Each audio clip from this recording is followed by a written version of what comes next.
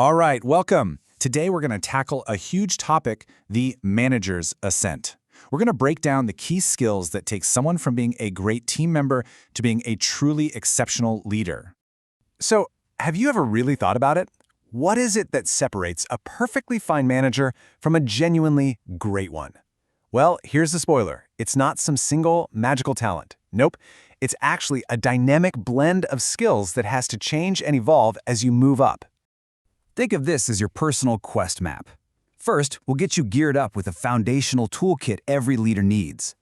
Then we'll start climbing the ladder, level by level. We'll even scout out some common traps to avoid. And finally, we'll talk about how you can chart your own path forward. Okay, so here's the thing. Every single manager, and I mean from a brand new team lead all the way up to a CEO, relies on 3 core skills.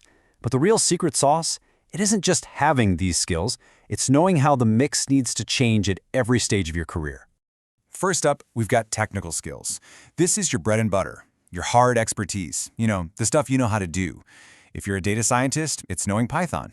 If you're in finance, it's mastering financial modeling. This is where your credibility starts.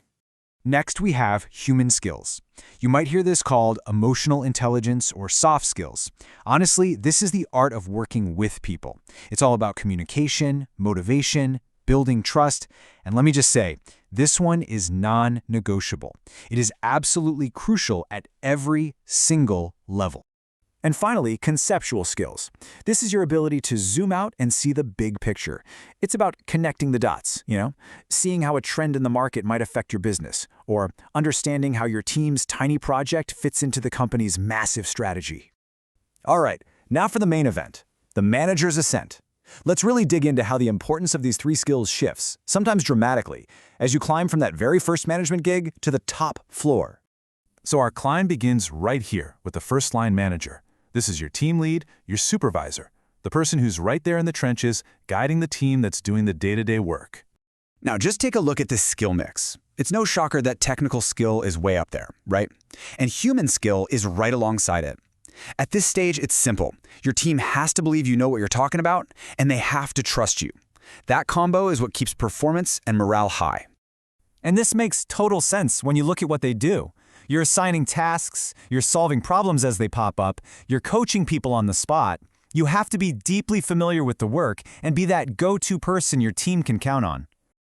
Okay, let's climb to the next level, middle management. Think department head, program manager. Your role here is totally different.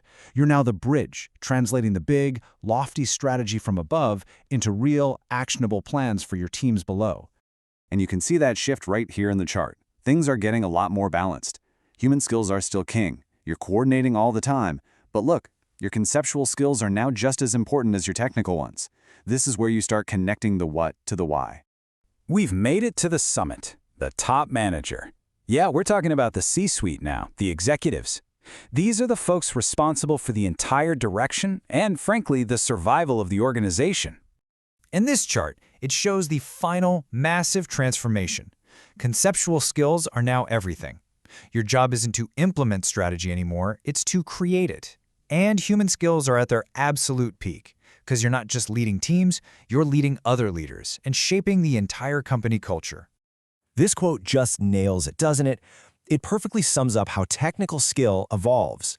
At the very top, it's no longer about you being the one running the experiments. It's about having the wisdom to ask the right questions and make those huge critical decisions that steer the whole ship. But, every climb has its dangers. A lot of managers actually stumble on this journey, and it's not because they lack talent. It's because they fail to change their skill mix. So let's talk about the most common traps. The biggest trap of all, it's a mental one. It's this shift from being the doer to being the enabler. Getting stuck in that I'm the expert mindset is the #1 reason managers fail. You have to realize your value isn't what you produce anymore, it's what your team produces. So, be on the lookout for these red flags. Are you clinging to your old technical role and micromanaging everyone? Are you avoiding those hard conversations because they feel awkward? Or are you maybe making choices that are great for your little team but actually hurt the company as a whole? So, the big question is, How do you avoid these traps and actually chart a course for success? Well, this final section is all about you. It's your personal action plan for your own leadership quest. Here are 6 things you can start doing, like today. Go ask for real, honest feedback. Practice new ways of doing things on purpose. Put your hand up for those tricky cross-functional projects. Find a manager you really admire and just watch them. And maybe most importantly, take time to reflect, because reflection is how experience turns into real wisdom. So, we've laid out the map from the base camp of just getting started all the way to the summit of executive leadership. Look, the path isn't easy, but it is clear. It takes self-awareness and a real commitment to keep growing. So the only question left is, what's your next move?